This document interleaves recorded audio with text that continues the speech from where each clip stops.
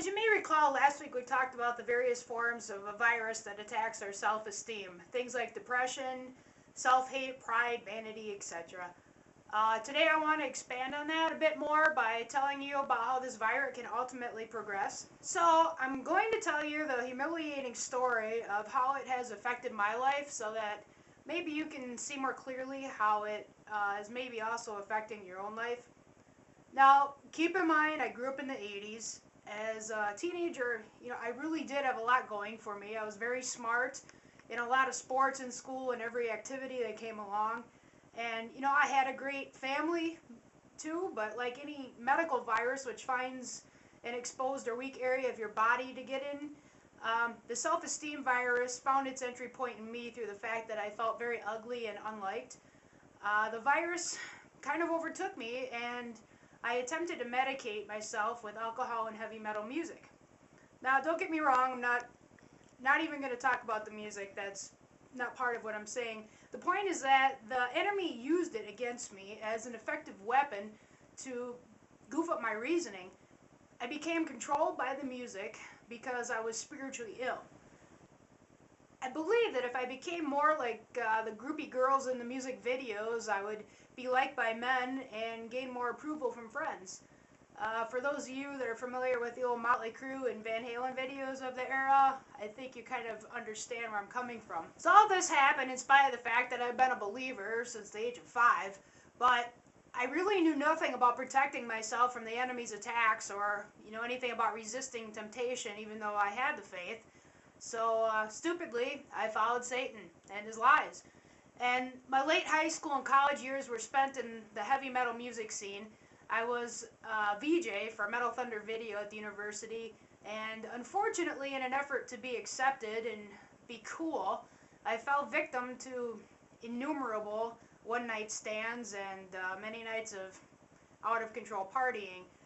I felt like a total loser after doing all of these things that the enemy essentially convinced me that would make me happy and make me feel like somebody.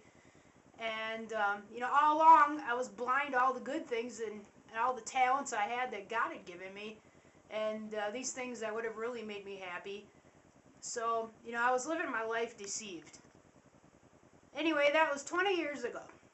Nowadays, many of you are probably thinking, big deal. That's normal and what everybody does. Well, only later in life now have I realized that my life would have been 10 times cooler if I had realized then that I had the virus. And, if I could have seen the devil's schemes against me, I could have had all the fun and lived basically the same life without the sin, without the hangovers, without the health scares, the depression, and the regrets. And anybody that knows me now knows that I still live pretty much the same as I did back then. I still run with the bikers, I still party, I still, go to see bands and all these things. But, however, I do it for the most part without sin, and without going overboard, and without listening to the enemy's lies, and, just his deception. So as life went on, I continued to have the virus, letting the devil lead me here and there and hoping I would eventually be happy. Then fast forward 10 years, I married a really great guy 11 years ago.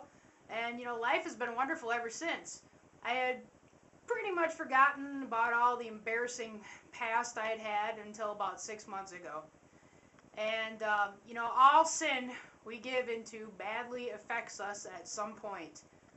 And this part of my story is totally beyond rational belief, but it did happen. So one weekend I was home alone trolling for old friends on Facebook, and I came across some people from my past. People from my college days that back then the enemy used to keep me spiritually diseased. And so memories of that time kind of entered my being, and what then took place over the course of a few days shocked even me. An overwhelming, sinking black hole opened inside me, and a voice inside my head kept saying, yeah, remember how pathetic you were back then? How disgusting? You were such a loser. As a matter of fact, you still are. And then it kind of kept going on. Remember that time when this happened, that time when that happened, and all these other ugly things I've tried to forget over the years.